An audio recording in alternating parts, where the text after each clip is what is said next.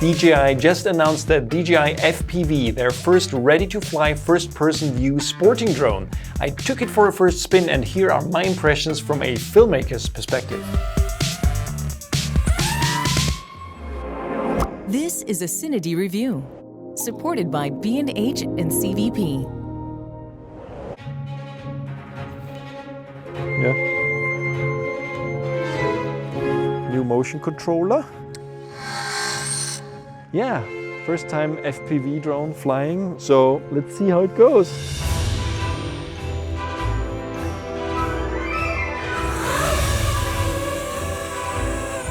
Oh, there we go. And off we go.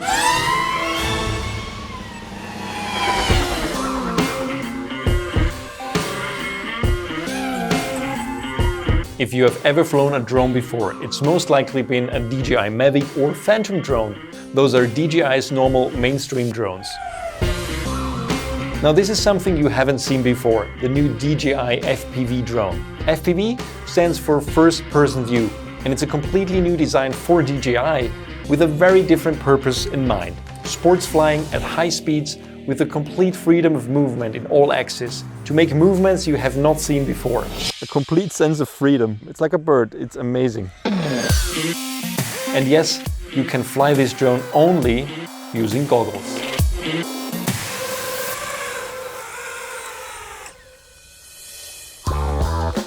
One more time. FPV drones are notoriously hard to fly and take many hours to master, involving lots of crashes in the process. Now most FPV drones are self-built and very lightweight, which makes even hard impacts often not as destructive as on heavier drones. Now DJI's FPV drone is not exactly lightweight though. It weighs around 800 grams or 1.75 pounds, which is partly because of a large battery that allows it to fly for up to 20 minutes. It needs a lot of juice. It's a very big battery in there. It's like a small V-mount battery in a drone. A lot of power in this little thing. Amazing. But also bears the question, how can you learn to fly this without destroying it almost immediately? It turns out DJI really thought about this. The DJI FPV drone seems to be the perfect entry point for normal drone pilots like me into the FPV space. Believe me, I have no freaking clue on how to fly an FPV drone, but I'm confident that with this drone, I can learn it. First of all, the DJI FPV drone can be flown like a normal drone as well. That is not possible with other FPV drones. The drone also has features like return to home, takeoff and landing assistance, and even front sensors to avoid collisions in the normal mode. And there's a sports mode, which is kind of a mixture of a manual FPV mode and the normal mode, so you can do a bit more tricks there. And it does up to 100 kilometers per hour. And then there is the M mode, the fully manual mode, which is crazy because I don't even dare to try it. You should really only touch this if you know how to fly FPV drones. Otherwise, you are going to crash very quickly. But you might think now, Nino, that still does not answer my question on how can I learn flying this FPV drone in its manual mode. Right, DJI really thought about this. DJI introduced the DJI Virtual Flight App, which is essentially a computer game to train flying using the Unreal Engine without actually having to crash your drone in real life. Let's give it a go. All right, shall we try a free flight? And here we go. Let's start with the normal mode. Whoa, really cool. So normal mode really feels like, almost like you're flying a normal drone. You see a little bit of a different behavior on the FPV drone. Ooh, this was close. Wait, whoa, no, that was close. You see how cool this is. So basically, just to show you, this is what flying is like in normal mode.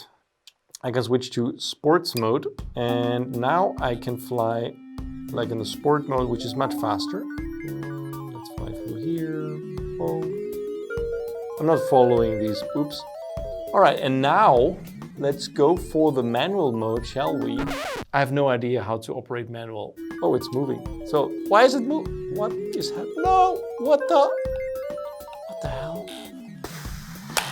Oh God. So as you can see, this is not easy at all. I will only touch the manual mode on the actual drone once I have mastered flying in the Virtual Flight app, and I can only urge you to do the same, please.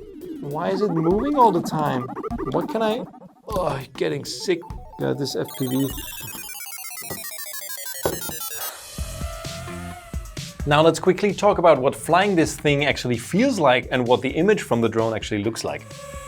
So the quality of what I see in the goggles is very good. It's 1080p, so it's like looking at a very large screen. I think it's absolutely essential to have goggles on this drone because it can go so fast. It's not made to make slow cinematic movement, it's made to make crazy fast movement. I will show you how fast it goes again. These ones aren't VR goggles, even though they look like it, meaning it doesn't change what you see depending on how you turn your head. It's almost like looking at a huge cinema screen. Oh, and one thing that could be improved about the goggles is the fact that it's using an external battery that is connected by a power cable. So what you need to do is connect a cable from the goggles to the battery. It's easy to forget the battery. But at least you can use other batteries with a USB-C connector if it's the same voltage range, so that's a plus.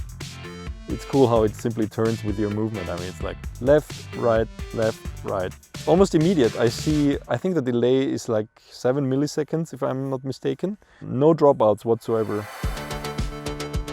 Talking about speed, the DJI FPV drone can fly up to a whopping 140 kilometers per hour and go from 0 to 100 kilometers per hour in 2 seconds in manual mode. It's absolutely insane.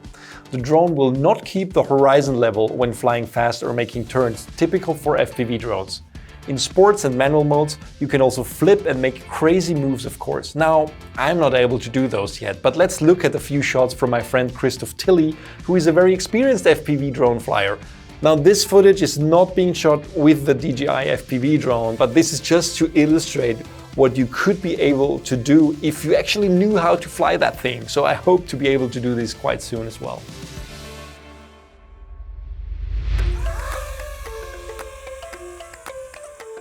Now, the field of view of this drone is very wide at 150 degrees. If you don't enable distortion correction in the menu, you will actually also see the rotors in shot most of the time, which of course isn't great. So I recommend to enable distortion correction for the drone recording, but you can keep it off for what you see through the goggles views, simply to have a wider view for navigating. Now, the remote controller is very much what you're used to from the Mavic series, I guess minus the phone holder as you're using the goggles instead. You can fly in normal, sports and manual modes with the remote controller. You just switch here at the back. What's actually much more exciting than this remote controller is the newly announced motion controller. Now, this is an optional accessory for the new DJI FPV drone, but it allows for a completely new and very intuitive way of navigating a drone. So when I turn to the left, the drone turns. When I turn to the right, the drone turns to the right. It's amazing. And up and down as well. So I'm pointing upwards now and pressing the trigger, and it's flying in this direction.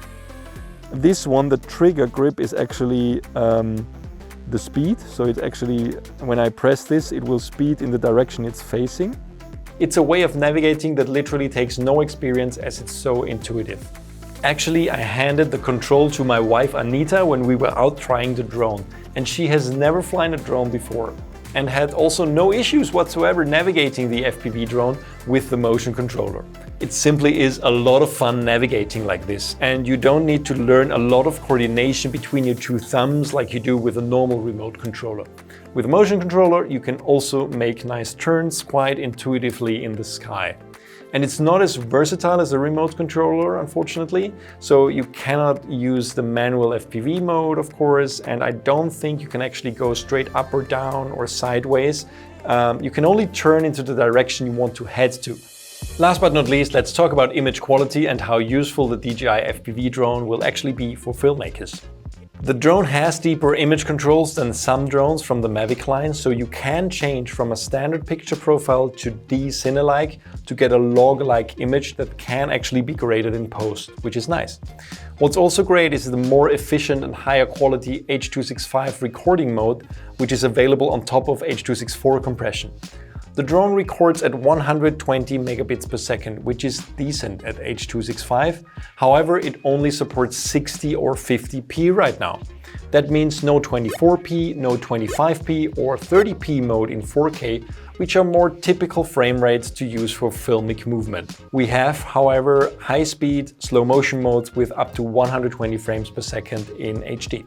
However, the drone allows you to set camera parameters like shutter speed, ISO and so on independently, but it does have a fixed aperture. And because I didn't have an ND filter for the drone, I decided to fly it in fully automatic exposure mode, so please excuse the exposure shifts in the test footage that I acquired. On a side note, when you are going straight up or particularly down when you're landing in a vertical line with the drone isn't completely steady and shows some jitter. In fact, the drone doesn't have a 3-axis gimbal because, according to DJI, these kinds of gimbals are not compatible with fast movements.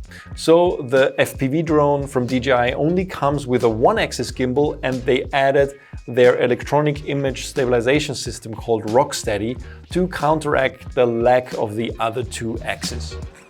Yeah, it's like a little angry bee. So much fun to fly.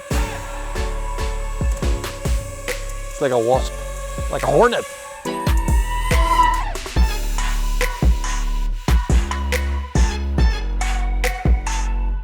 So all of this might sound like a whole lot of compromises for filmmakers using this drone, right? Well, yes, if you fly only in normal mode.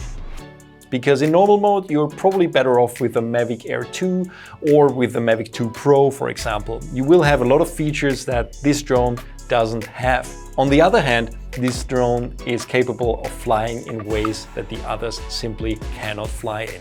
Which also means that you would have footage that looks completely different and much more crazy than what you are able to get from those other drones. But you would just have to put in the work and learn how to fly this. Because I know if I master it, I will be a good pilot and I will be able to fly anything and probably fly as crazily as my friend Christoph Tilley. So let's just give it another go in the virtual app, shall we? And thanks for watching. Don't forget to subscribe to our YouTube channel. We have lots of good stuff coming, I promise. All right. Oh, come on.